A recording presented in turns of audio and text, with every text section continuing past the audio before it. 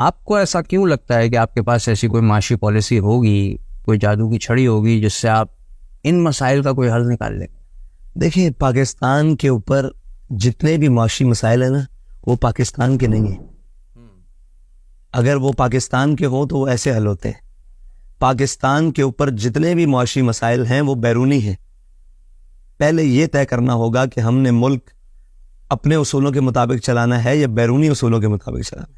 اب آپ کہیں کہ آپ کو انہوں نے جگڑ لیا ہوا ہے تو ٹھیک ہے, مقروض جھگڑا ہوا ہوتا ہے.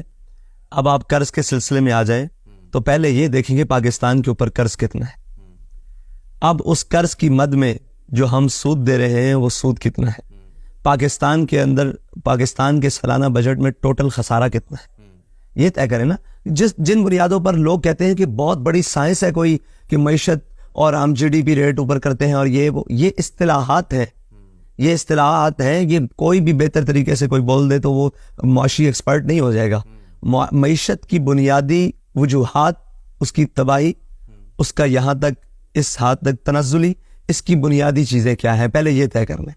عام آدمی کو بتائیں, اس کو کیا پتا ہو جی ڈی پی کیا ہوتا ہے, اس کو کیا پتا ہو انٹرسٹ ریٹ کیا ہوتا ہے, اس کو اس کی زبان میں بلائیں یہاں لٹریسی ریٹ کیا ہے قوم کے اندر.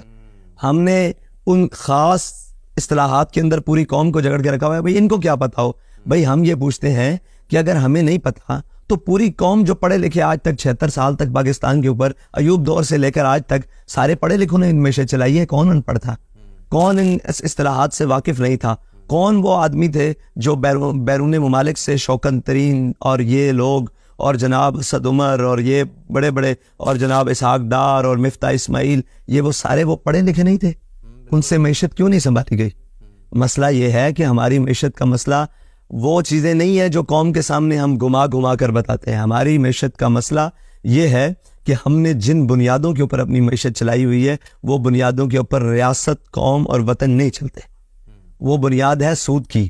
سود کسی اور کے لیے منافع بخش ہو سکتا ہے کہ وہ کلمہ نہ پڑھتا ہو. ہم نے ٹیکنیکل وجوہات پر اسلام قبول نہیں کیا, یہ بات طے ہے. ہم نے کسی اصطلاحات کو دیکھ کر اسلام قبول نہیں کیا. یعنی سائنس یہ کہتی ہے اسلام کے بارے میں تو ہم اسلام کی یہ بات مانتے ہیں, نہیں. ہم نے اللہ اور اس کے رسول کے احکامات کو مانا ہے. ٹھیک ہے, اب ہمارے لیے احکامات پہلا درجہ ہیں, تکنیک ساری چیزیں یہ ثانوی حیثیت ہے. تکنیک اور سائنس اور کوئی بھی چیز, وہ معیشت ہو, اس کے اصول ہو, وہ اگر احکامات سے ٹکراتے ہیں تو ہم احکامات کو مانیں گے, اس کو نہیں مانیں گے. ٹھیک ہے جی, ہم احکامات کی طرف جاتے ہیں کہ اللہ رسول نے حکم دیا ہے کہ اگر تم سود لوگے تو ہمارے ساتھ جنگ کرو گے. یہ سیدھی سیدھی باتیں ہیں. یہ قوم کو آپ جیسے مرضی گھما 76 سالوں سے کیا ہی ہے. سوال یہ ہے کہ اگر ہمیں معیشت کا نہیں پتا, جن کو آپ کہتے ہیں پتا ہے, جن کو بیرون ممالک سے پڑھایا ہے, جن کو لے کر آئے ہیں, انہوں نے کیا کیا ہے؟ کیا معیشت میں بہتر ہے؟ نہیں, آگے بھی چلتے ہیں کہ ہم کریں گے کیا. دیکھیں, پہلی بات یہ ہے کہ ہم خسارے کی طرف آتے ہیں بجٹ کا. پاکستان کے بجٹ کے خسارہ کتنا ہے؟ 4,500 ارب روپیہ.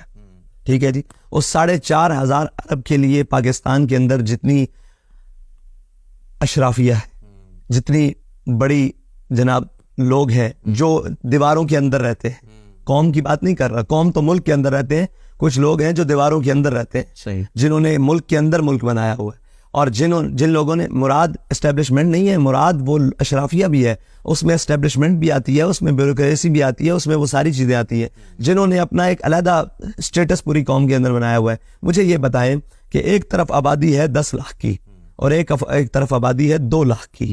10 لاکھ کی آبادی کو بجلی میسر نہیں ہے, 2 لاکھ کی آبادی کی لوڈ شیڈنگ ہی نہیں ہوتی. یہ کیا طریقہ کار درست ہے قوم کے ساتھ؟ 10 لاکھ کا ریونیو اکٹھا کر کے 2 لاکھ کی آبادی کے لیے پل, سڑکیں, تعمیر, بجلی, گیس, نالا, سیوریج, سارا کچھ تعمیر ہوتا ہے, اور 10 لاکھ کو پوچھا بھی نہیں جاتا. یہ بنیادی اصول ہے بھائی, یہ کوئی سائنس نہیں ہے. یہ ہم نے آج تک پورے پاکستان کی سیاست کو یہ کہا ہے کہ یہ بڑا ٹیکنیکل, کوئی ٹیکنیکل پرابلم نہیں ہے پاکستانی سیاست کے لیے. کون, دیکھیں مجھے یہ بتائیں کہ اگر ایک غریب آدمی ٹیکس چوری کرتا ہے تو اس کا ٹیکس 10 روپے, 100 روپے, 1000 روپے بنتا ہے, اور پاکستان کے کتنے امیر آدمی ہیں جو ٹیکس چوری کرتے ہیں, ان کا وہ تمام غریبوں سے زیادہ ٹیکس چوری ہوتا ہے. ٹھیک ہے, تو یہ مجھے بتائیں, یہ ساری چیزیں ہیں. قوم تب تعمیر ہوگی کہ جب دیانت اور سچائی کی بنیاد پر سیاست ہوگی. جھوٹ اور بددیانتی کی بنیاد پر چلنے والی سیاست کا وہی